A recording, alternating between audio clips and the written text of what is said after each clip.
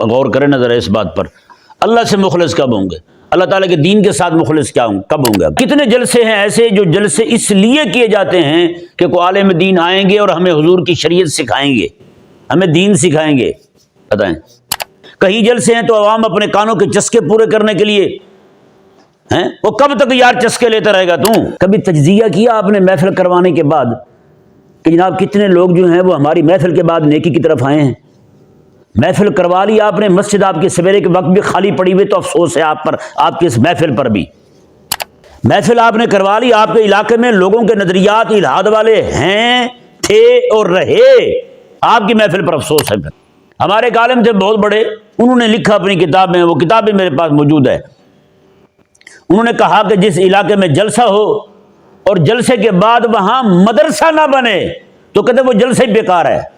آج جلسے بڑھ گئے ہیں، عمل نام کا ہی نہیں ہے۔ مومن بندے کے لیے نا اکیلی موت جو ہے وہی واعظ کافی ہے۔ پہلے کسی ایک علاقے میں، کسی ایک گاؤں میں کوئی بندہ فوت ہو جاتا تھا نا، سویرے مسجد میں جگہ نہیں ہوتی تھی، وہ بے نمازی بھی نمازی بن جاتے تھے۔ یہاں جس گھر میں بندہ فوت ہو جائے اس گھر کے لوگ بھی نماز پڑھنے نہیں آتے۔ سورۃ النحل آیت نمبر 34۔ اعوذ باللہ من الشیطان الرجیم، بسم اللہ الرحمن الرحیم۔ فَأَصَابَهُمْ سَيِّئَاتُ مَا عَمِلُوا وَحَاقَ بِهِم مَّا كَانُوا بِهِ يَسْتَهْزِئُونَ۔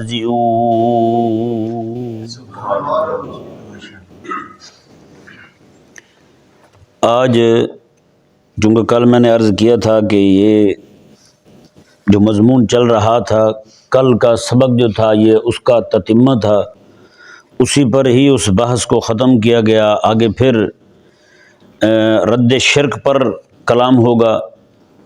پچھلا جو کلام گزرا ہے وہ دلائل توحید پر، اثبات توحید پر، استدلال توحید پر کلام تھا۔ تو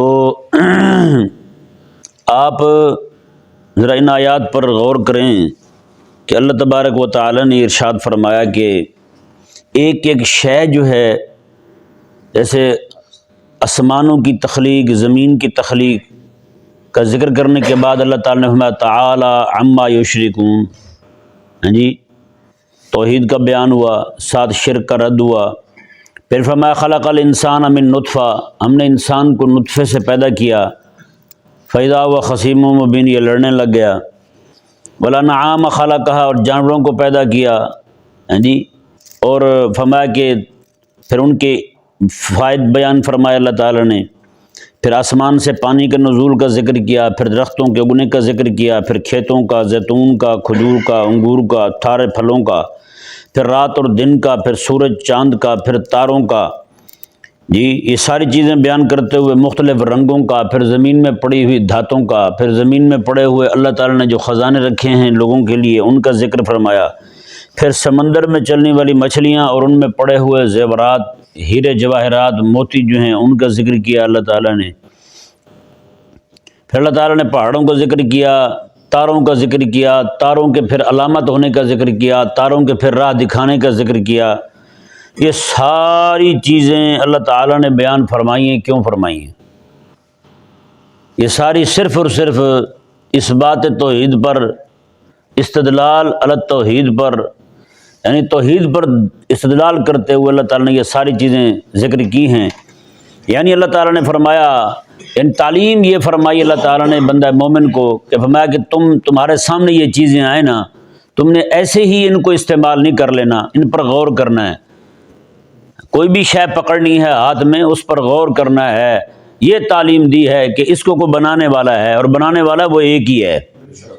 ہاں جی، کھجور جو ہے اگر آپ کھا رہے ہیں اور ہمیشہ سے آپ میٹھی کھجور ہی کھا رہے ہیں، پکی ہوئی، ہاں جی، کبھی آپ نے کھٹی کھجور نہیں کھائی، پکی ہوئی کھجور آپ نے کبھی کڑوی کھجور نہیں کھائی، میں کہ وہ ایک ہی ہے جو ہمیشہ سے اسی طرح ہی بنایا جا رہا ہے، ہاں جی۔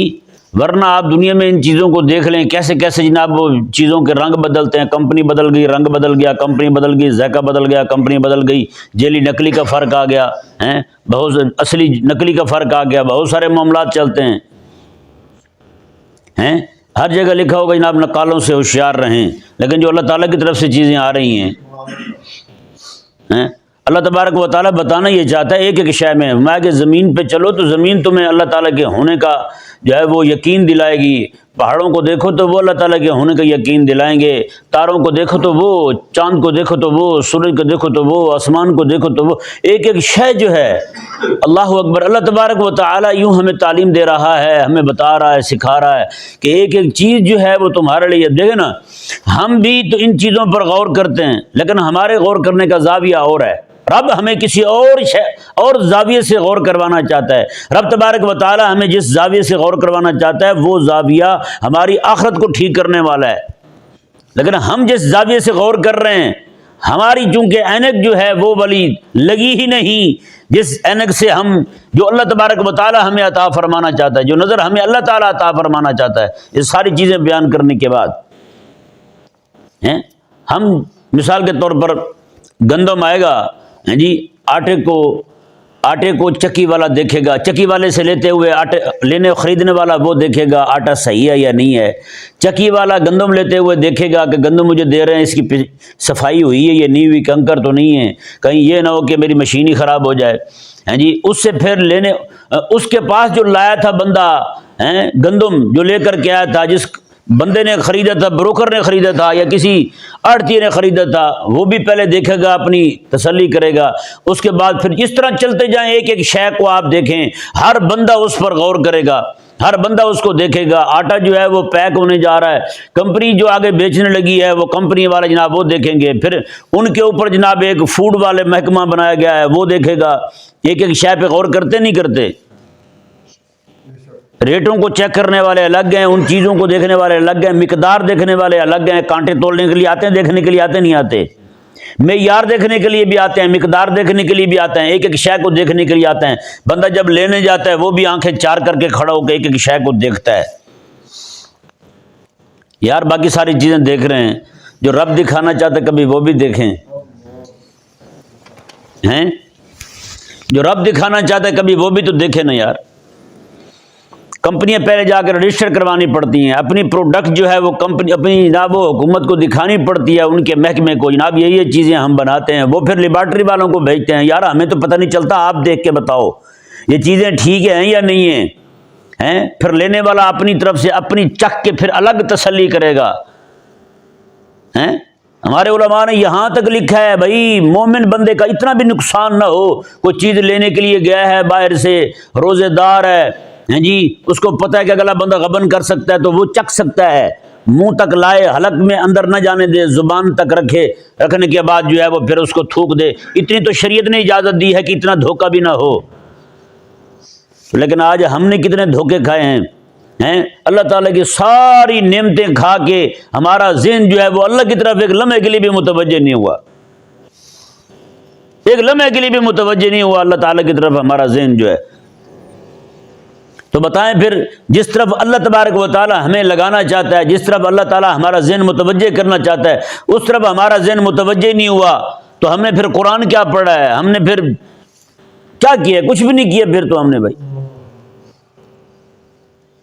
اللہ تبارک و تعالی نے دیکھے نا یہ سارے کے ساری باتیں اللہ تبارک و تعالی نے اپنی توحید پر جو ہے وہ استدلال کرتے ہوئے بیان فرمائی ہیں، وہ خالق اور مالک ہو کے ایک ایک چیز میں اپنی توحید بیان فرما رہا ہے، اپنا ہونا بیان فرما رہا ہے، اپنا ہونا ظاہر کر رہا ہے، اور یہ بندہ ہو کے اس کو کسی شے میں اللہ تبارک و تعالیٰ کا ہونا دکھائی نہیں دیتا، یہ بندہ ہو کے مخلوق ہو کے جو جناب 4 دنوں کے لیے دنیا میں آیا ہے، اس کو نہیں سمجھ آ رہی کہ اللہ تبارک و تعالیٰ ہے اور وہ ایک ہے، یہ مارے پھرتا ہے در بدر، کبھی ادھر کبھی ادھر، اس کو سمجھ نہیں آ رہی۔ تو پیارے بھائیو، اللہ تبارک و تعالی جو ہے اس نے یہ ساری چیزیں ذکر کی ہیں، یہ ان کے ذکر کرنے کا، جیسے اللہ تبارک و تعالی ایک ایک شے سے اپنی توحید بیان فرما رہے، دیکھیں نا، خلق السماوات والارض، زمین آسمان کو اس نے پیدا کیا ہے، تعالی عما یشرکون، اللہ پاک ہے ان باتوں سے جو مشرک کہتے پھرتے ہیں، اس سے جو شرک کرتے پھرتے ہیں، اللہ پاک ہے، زمین آسمان کو اللہ نے بنایا، اللہ تعالیٰ پاک ہے، اللہ تعالیٰ بلند ہے اس سے جو یہ شرک کرتے پھرتے ہیں۔ کیا مطلب ہے اس کا بھائی؟ اور کیا ہم نے کبھی کہ اللہ تبارک و تعالیٰ جو ہے زمین آسمان کی تخلیق کا ذکر اور ساتھ مشرکین کا رد کیوں؟ آپ کو کہہ سکتا ہے کہ اللہ تبارک و تعالیٰ جیسے کہ اللہ تبارک و تعالیٰ نے زمین آسمان کی تخلیق کے ذکر کے ساتھ فوراً جو ہے وہ شرک کا رد کیوں کیا؟ فوراً جو ہے وہ یعنی خالق السماوات والارض جو ہے وہ اس بات توحید ہے، اور تعالی عما یشرکون، یہاں مشرکوں کا بھی رد ہو گیا، ان کے شرک کا بھی رد ہو گیا، یہاں پھر ان کے رد کے ضمن میں پھر اس بات توحید ہو گیا۔ تو بھئی زمین پہ روزانہ سینکڑوں نہیں ہزاروں بار ہم قدم رکھتے بھی ہیں، قدم اٹھاتے بھی ہیں۔ کبھی ہم نے بھی قدم رکھتے اٹھاتے ہوئے غور کیا کبھی؟ جیسے دیکھیں میرے آقا کے سامنے فرمایا کہ جب بندہ مومن مسجد کو جاتا ہے نا نماز پڑھنے کے لیے، اس کے قدم اٹھانے پر اللہ تبارک و تعالی جو ہے اس کے نام اعمال میں نیکی لکھ دیتا ہے ایک، اور قدم رکھنے پر اللہ تعالیٰ اس کے نام اعمال سے گناہ معاف فرما دیتا ہے۔ یار میرا رب تو تیرا ایک ایک قدم گن رہا ہے یار، ہیں تو زمین پہ چلتے ہوئے زمین پہ رہتے ہوئے کبھی غور بھی نہیں کیا یار زمین بنائی کس لیے گئی ہے ہمارے لیے، ہم کس لیے اس کو ہم کام میں لا رہے ہیں، کیوں لا رہے ہیں کام میں یار؟ اللہ تعالیٰ نے بنائی ہے کیوں بنائی ہے؟ آخر کو وجہ تو ہے۔ رب تعالیٰ تیرا ایک ایک قدم نہ بھولے، ایک ایک قدم تیرا لکھ کے رکھے۔ میرے آقا کے سامنے فرمایا، حضور فرماتے ہیں کہ نیکی بھلائی نہیں جائے گی، نیکی بھلائی، گناہ بھی نہیں بھلایا جائے گا، نیکی بھی نہیں بھلائی جائے گی، دونوں نہیں بھلائے جائیں گے۔ گناہ جو کی ہے وہ بھی یاد رکھا جائے گا، اور نیکی جو کی ہے وہ بھی نہیں بھلائی جائے گی۔ نیکی پرانی نہیں ہوگی اور گناہ بھلایا نہیں جائے گا، یہ الفاظ ہیں۔ اب ذرا اندازہ لگائیں پیارے بھائیو، جتنا ہم نے پیچھے سارا ذکر پڑھا اس سورہ نحل شریف کے ابتدا سے لے کر یہ اس کے تقریباً ہم نے اس کے 4 رکوع ختم کر لیے ہیں۔ ان 4 رکوعات میں مضمون صرف ایک ہی بیان ہوا ہے، اللہ تبارک و تعالیٰ کی توحید کا۔ جانوروں کو ذکر کر کے اللہ تعالیٰ اپنی توحید بیان فرما رہا ہے، تاروں کو ذکر کر کے اللہ تعالیٰ اپنی توحید بیان فرما رہا ہے۔ اتنی ساری چیزوں کے اندر اللہ تبارک و تعالیٰ نے اپنی توحید بیان فرمائی ہے، اور ہم یہ ساری نعمتیں کھا کے پورا دن کھا پی کے ڈکار مار کے شام کو کھا کے سوتے ہیں، ہاں جی، کبھی ایک بار بھی توجہ نہیں گئی ہماری۔ کیوں؟ ہم اللہ تعالیٰ سے مخلص کب ہوں گے؟ ویسے یہ بھی غور کریں نظر ہے اس بات پر، اللہ سے مخلص کب ہوں گے؟ اللہ تعالیٰ کے دین کے ساتھ مخلص کب ہوں گے؟ اب میرے آقا علیہ السلام میں دین النصیحہ، دین جو ہے یہ خیر خواہی کا نام ہے، اور حضور پتہ کیا فرماتے ہیں؟ دین خیر خواہی کا نام ہے، اور خیر خواہی کا سب سے پہلا استحقاق رکھنے والی ہستی جو ہے حضور فرماتے ہیں وہ اللہ تعالیٰ کی ہے۔ اللہ تعالیٰ کے ساتھ بندہ مخلص ہو جائے، اللہ تعالیٰ کا خیر خواہ ہو جائے بندہ، تو اللہ تعالیٰ کے خیر خواہ کب ہوئے ہیں ہم بھلا؟ ہم تو اللہ تبارک و تعالیٰ کے احکامات پر عمل کرنا دور کی بات ہے، ہمیں تو اللہ تعالیٰ کے احکامات کی معرفت ہی کوئی نہیں بھائی، ہم نے تو سیکھے کوئی نہیں اللہ تعالیٰ کے احکامات۔ ہم تو دنیا میں آئے ہی اس لیے ہیں، کھائے پیے اور ڈکار مارے اور جناب دنیا سے روانہ ہو گئے، نہیں بھائی۔ اور پھر کچھ تھوڑا بہت جو تعلیم دینے والے تھے ان کے اپنے نظریات ہی بدل گئے، جو لینے والے تھے وہی سنجیدہ کو نہیں۔ اب آپ تھوڑا سا غور کریں ذرا اس بات پر، کیونکہ جنہوں نے یہ بتانا تھا ہمیں کہ ان چیزوں میں غور کرنا ہے، یہی ممبر ہے نا، یہی محراب ہے نا، اس ممبر اور محراب نے اپنی جو ہے نا وہ ذمہ داری پوری کی ہے، اور جو بلانے والے ہیں، جو جلسے کرانے والے ہیں، تبھی وہ بھی سنجیدہ ہوئے ہیں۔ بتائیں کتنے جلسے ہیں ایسے جو جلسے اس لیے کیے جاتے ہیں کہ کوئی عالم دین آئیں گے اور ہمیں حضور کی شریعت سکھائیں گے، ہمیں دین سکھائیں گے۔ بتائیں، سچی بات ہے مجھے تو کہیں بھی نہیں لگتا۔ کہیں جلسے ہیں تو اپنے پیر کو اونچا کرنے کے لیے، کہیں جلسے ہیں تو اپنے مولوی کو اونچا کرنے کے لیے، کہیں جلسے ہیں تو عوام اپنے کانوں کے چسکے پورے کرنے کے لیے ہیں۔ وہ کب تک یار چسکے لیتا رہے گا تو؟ کب تک یوں ہی غیر سنجیدہ رہیں گے ہم؟ دین سیکھنے کے لیے ہم ایک جگہ بیٹھے ہوئے تھے، ایک عالم تھے بہت بڑے، انہوں نے 4000 سے زائد کتابیں لکھی تھیں، 4000 سے زائد کتابیں۔ آپ سوچ سکتے ہیں کتنا بڑا عالم ہوگا وہ بندہ۔ وہ عالم جو ہیں وہاں ایک جگہ بیٹھے ہوئے تھے، مشورہ کر رہے تھے کہ کس کو بلایا جائے، تو وہاں میں نے کیا دیا کہ یار فلاں بزرگ کو بلا لیا جائے۔ تو وہاں جو محتمم تھا نا مدرسے کا، وہ کہنے لگا لہ اس نے کیا بات کرنی ہے یہاں پہ آ کے، اس کو کس نے سننا ہے؟ یہ کون کہہ رہا ہے؟ مدرسے کا محتمم کہہ رہا ہے۔ یہ کس کے لیے کہہ رہا ہے؟ جو امت کا اتنا بڑا عالم ہے، جس نے اتنا بڑا کام کیا ہے حضور کی شریعت کے، حضور کے دین کا، امت کو حضور کا دین سمجھانے کے لیے 4000 سے زائد کتابیں لکھی اس بندے نے۔ بتائیں، اتنا وہ بندہ کام میں مستغرق ہوتا تھا کہ ایک بار جناب ہیٹر چل رہا تھا ساتھ ان کے، تو ٹانگ ایسے بڑھائی تو اپنی تو وہ ایڑی جو ہے نا وہ اسی ہیٹر پہ آ گئی. کہ مجھے ایک دوست نے بتائی جو ان کے ہاں رہتے تھے, تو ایڑی اس پر پڑی رہی, وہ جلتی رہی, ان کو پتہ ہی کیوں نہیں. اور ہم کہتے ہیں کہ نہیں اس کی کیا ضرورت ہے یار.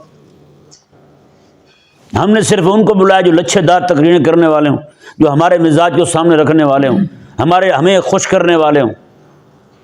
ایک بندہ تھا, جب دین سیکھنے جاتے تھے پرانے لوگ یار, پرانے بابے ان سے آج بھی پوچھ لیں, ان میں شوق ہوتا تھا دین سیکھنے کا. جمعے میں پہلے جا کے بیٹھا کرتے تھے, جا کے یار بات سنیں گے ہم. ایک بندہ تھا وہ بکریاں چراتا تھا ایسے, تو اسے ایک بندہ گزرنے لگا, اس نے کہا یار کہاں جا رہے ہو؟ اس نے کہا یار وہ فلاں جگہ نا ایک عالم آ رہے ہیں, میں ان کا بیان سننے جا رہا ہوں.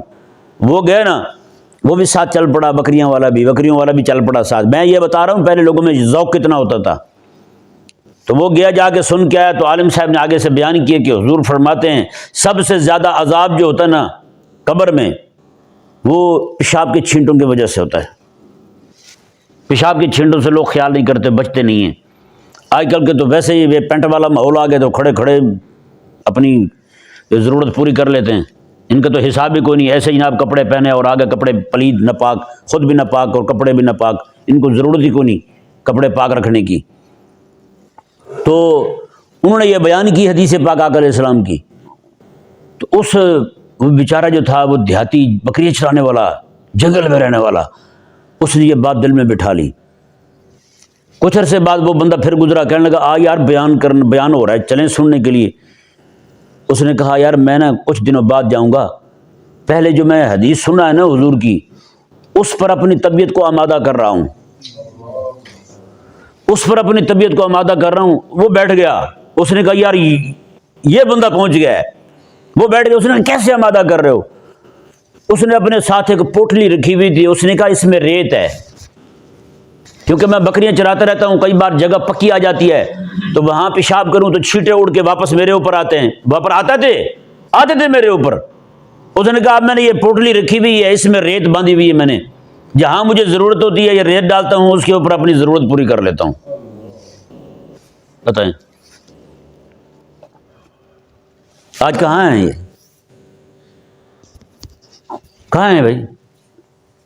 اس نے کہا میں اپنی طبیعت کو آمادہ کر رہا ہوں, میری طبیعت جو ہے نا وہ پختہ ہو جائے آقا علیہ السلام کی شریعت مبارکہ کے اس مسئلے پر, تو انشاءاللہ میں پھر چلوں گا تیرے ساتھ سننے کے لیے. یعنی پہلے لوگوں میں ذوق ہوتا تھا, سنانے والے بھی اس لیے سناتے تھے میں حضور کا دین سکھاؤں گا, سننے والے بھی اس لیے سنتے تھے کہ حضور کا دین سیکھنے جا رہا ہوں بھائی, اور عمل کروں گا میں اس پر. میں نے بارہا یہ واقعہ سنایا ہے دہلی کا. دہلی میں ایک عالم آئے بیان کرنے کے لیے, سید صاحب تھے, وہ بیان کر کے واپس جانے لگے, تو ایک بندہ جو ہے نا وہ دیہاتی تھا, وہ آ رہا تھا بیان سننے کے لیے, تو اس کو دیر ہو گئی. وہ ایک دم ایسا ہوا کہ ٹاکرا ہو گیا اسی بزرگ کے ساتھ جن کا بیان تھا. انہوں نے کہا یار وہ دہلی میں بیان تھا ایک عالم کا, تو آپ بھی گئے تھے وہاں, آپ کو پتہ ہے بیان ختم تو نہیں ہو گیا, ہو رہا ہے؟ انہوں نے کہا کہ وہ بیان جو ہے نا وہ ختم ہو گیا ہے, وہ بیان میں نے کیا تھا. ایک دم سے اس بیچارے کا نا پریشانی کی وجہ سے رنگ ہی بدل گیا. اس نے کہا وہ اتنا بڑا نقصان ہو گیا, میں بات نہیں سن سکا ان کا. تو کہتے ہیں کہ وہ بزرگ جو تھے نا, وہ عالم جو تھے, انہوں نے کہا یہاں بیٹھو, جو میں نے وہاں بیان کیا تھا وہ یہی سناتا ہوں آپ کو. انہوں نے کہا حضرت, وہ حیران ہوا, اس نے کہا حضرت مجھے اکیلے کو, میں وہاں بھی اللہ تعالیٰ کو راضی کرنے کے لیے کیا تھا, یہاں بھی اسی کو راضی کرنے کے لیے کروں گا, وہاں بھی اسی لیے کیا تھا, یہاں بھی اس لیے کروں گا بیان. تو پیارے بھائیو, آج ہم کتنے لوگ ہیں, کبھی ہم نے انگریزی میں انالیسس کہتے ہیں, کبھی تجزیہ کیا آپ نے محفل کروانے کے بعد کہ جناب کتنے لوگ جو ہیں وہ ہماری محفل کے بعد نیکی کی طرف آئے ہیں. محفل کروا لی آپ نے, مسجد آپ کے سویرے کے وقت بھی خالی پڑی ہوئی, تو افسوس ہے آپ پر, آپ کی اس محفل پر بھی. محفل آپ نے کروا لی, آپ کے علاقے میں لوگوں کے نظریات الحاد والے ہیں, تھے اور رہے, آپ کی محفل پر افسوس ہے. پھر آپ کی محفل پہ کسی کام کی نہیں ہے. ہاں آپ کو واہ واہ بچ جائے گی, کمال, بڑا زبردست پروگرام ہوا ہے, کمال ہو گئی بھائی, بہت شاندار. کیا ہوا ہے؟ حضور کے دین کو کیا فائدہ ہوا ہے یہ بتائیں آپ, مسجد کو کیا فائدہ ہوا یہ بتائیں آپ, مدرسے کو کیا فائدہ ہوا یہ بتائیں آپ. میں نے پہلے بھی ایک بار بتایا تھا کہ ہمارے ایک عالم تھے بہت بڑے، انہوں نے لکھا اپنی کتاب میں، وہ کتاب بھی میرے پاس موجود ہے، انہوں نے کہا کہ جس علاقے میں جلسہ ہو اور جلسے کے بعد وہاں مدرسہ نہ بنے تو کہتے وہ جلسہ ہی بیکار ہے۔ وہ تو مدرسے کی بات کر رہے ہیں بھائی، جس علاقے میں جلسہ ہو اور جلسے کے بعد مدرسہ نہ بنے، وہاں سے دین کی غلبے کی تحریک نہ اٹھے تو کہتے وہ جلسہ ہی بیکار ہے۔ بھائی ہم کیا کریں؟ ہمارے جلسے کس کام کے ہیں؟ نعوذ باللہ من ذالک۔ تو بھائی یہ چیزیں جو ہے نا ہمیں لے بیٹھی ہیں قسم خدا کی، انہوں نے ہمیں بتانا تھا کہ یہ چیزیں بھائی تمہیں دلائل توحید دے رہی ہیں، دلائل توحید دے رہی ہیں تمہیں، یہ چیزیں جو ہے نا وہ چیخ چیخ کے اللہ تبارک و تعالیٰ کا ایک ہونا بیان کر رہی ہیں۔ اللہ تبارک و تعالیٰ کیسے بتانا چاہتا ہے، اور جو اللہ تبارک و تعالیٰ کے جو ہے نا وہ دین کے اپنے آپ کو مبلغ کہتے ہیں، وہ ان کو خود ہی پتہ کوئی نہیں ہے ہم نے کیا دینا ہے، اور جو لینے کے لیے آئے بیٹھے ہیں وہ بھی بیچارے وہ بھی نہیں سمجھتے کہ ہم نے کیا لینا ہے ان سے۔ اگر آپ جو ہے نا وہ سچی بات ہے، آج جلسے بڑھ گئے ہیں، عمل نام کا ہی نہیں ہے، جلسے بڑھ گئے ہیں، ساری رات جلسے۔ ہمارے ہاں تو بھائی کبھی بھی نہیں ہوتے تھے، شریعت مبارکہ میں آپ دیکھ لیں اس طرح کے جلسے ہم نے کبھی بھی نہیں سنے جس طرح کے یہ لوگ کر رہے ہیں، محفل نعت کر رہے ہیں، ساری رات ناچا ٹاپا برینڈ جو ہے وہ اچھل کود کر رہا ہے ساری رات ہیں، اور پھر ختم، سارا کچھ ختم، کچھ بھی پلے نہیں پڑا۔ آپ کے پلے کیا پڑا؟ کچھ بھی پلے نہیں پڑا۔ ان کی محفلوں میں چلا جانا، اچھا بھلا چنگا بھلا سنجیدہ بندہ بھی اس کا بھی ناچنے کو دل کرتا ہے، یہ کون سی محفل ہے بتائیں بھائی؟ سنجیدہ بندہ بھی جناب وہ بھی جناب ایسا ایسا اسی پہ آ جائے گا۔ بھائی یہ بے مقصد محفلیں، یہ بے مقصد جلسے، یہ بے مقصد جناب پروگرام آپ کے، سچی بات ہے جس میں دین کا درد نہ ہو، جس میں دین کی غیرت نہ ہو۔ آپ کا جلسہ ہو اور جلسے میں کسی بندے کو اتنا بھی نہ ہو یار میں زندگی میں نقصان کر بیٹھا ہوں، میری زندگی بیکار چلی گئی ہے، تو پھر آپ کا جلسہ بیکار ہے، پھر آپ کا جلسہ بیکار ہے، پھر کسی کھاتے کا نہیں۔ چاہے آپ 50 نہیں 50,000 اس میں دیگے بنا لیں، لوگوں کو کھلا لیں، لوگ واہ واہ کریں گے۔ مزہ تو تب ہے جب حضور کا دین تم پہ راضی ہو جائے، یار حضور کا دین خوش ہو جائے، مسجد راضی ہو جائے آپ پر، مسجد خوش ہو جائے۔ ایک پرانے بزرگ جو ہے نا یہ واقعہ بیان کرتے تھے کہ ایک بندہ جو ہے نا وہ ایک علاقے میں جا رہا تھا، سفر کر رہا تھا، رات کو مسجد میں ٹھہر گیا، کہتا جی رات کو مسجد میں ایسے جیسے بچے نہیں روتے اس طرح رونے کی آواز آئی۔ تو کہتے ہیں جناب وہ رونے کی آواز جب آنے لگی نا تو وہ اٹھ کے انہوں نے دیکھا کہ مسجد کی جناب دیواریں جو ہے نا وہ بھیگ چکی ہیں، مسجد کی دیواریں بھیگی ہوئی۔ تو پتہ کرنے پر معلوم ہوا کہ جناب لوگ مسجد میں نماز پڑھنے نہیں آتے۔ اب تو مسجد نے بھی رونا چھوڑ دیا ہے، انہوں نے بھی رونا چھوڑ دیا ہے۔ پہلے کسی ایک علاقے میں کسی ایک گاؤں میں کوئی بندہ فوت ہو جاتا تھا نا، سویرے مسجد میں جگہ نہیں ہوتی تھی، وہ بے نمازی بھی نمازی بن جاتے تھے۔ یہاں جس گھر میں بندہ فوت ہو جائے اس گھر کے لوگ بھی نماز پڑھنے نہیں آتے، وہ بھی فجر کی بھی، سب رخصت، وہ اپنے اپنے کاموں میں لگے ہوئے ہیں، کسی کو کوئی پرواہ ہی کو نہیں۔ بتائیں نہ ہمارے لیے موت واعظ ہے، حضور فرماتے ہیں مومن بندے کے لیے نا اکیلی موت جو ہے وہی واعظ کافی ہے، موت جو ہے نا اس کو سمجھانے کے لیے یہی کافی ہے بس۔ کسی کی موت کو دیکھ لے بندہ سمجھ جاتا ہے۔ پورے درجے میں یعنی کلاس میں ایک بچے کو تھپڑ لگ جائے سارے بچے سیدھے ہو جاتے نہیں ہو جاتے سیدھے، سب بچوں کو اپنے کام کی فکر لگ جاتی نہیں لگ جاتی۔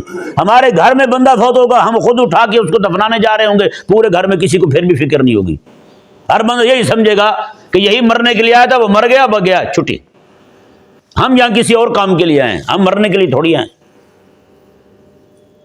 تو بھائی کون سمجھائے گا پھر؟ یعنی ایک ایک شے سمجھانے والی، حضور فرماتے ہیں محلے میں ایک بندہ مر گیا نا سارے علاقے والوں کو سمجھانے کے لیے وہ ایک بندے کی موت ہی کافی ہے۔ کفا بالموت واعظا، میں کہ وہی موت جو ہے نا وہ واعظ کافی ہے۔ ہم نے تو کسی سے نہیں سمجھا، کوئی بھی سمجھ، ہمارے لیے موت بھی واعظ نہیں ہے، ہمارے لیے عالم جو ہے نا سمجھانے والا وہ بھی واعظ نہیں ہے، قرآن روز سنتے ہیں وہ بھی واعظ نہیں ہے۔ تو بھائی پھر کون سی شے ہے ایسی جو ہمیں سیدھا کرے گی؟ کون سی شے ہے ایسی؟ پھر کوئی بھی شے نہیں ہے ہمارے پاس جو ہمیں سیدھے راہ پہ لائے۔ بھائی انشاءاللہ عز و جل یہ جو بھی میں نے گفتگو کی ہے پچھلی کچھ آیات پر کی ہے، کل جو 2 آیات کریمہ یہ ہم نے پڑھی تھی کل، اس پر میں کل انشاءاللہ عز و جل گفتگو کروں گا۔ اللہ تبارک و تعالی سمجھنے کی توفیق عطا فرمائے۔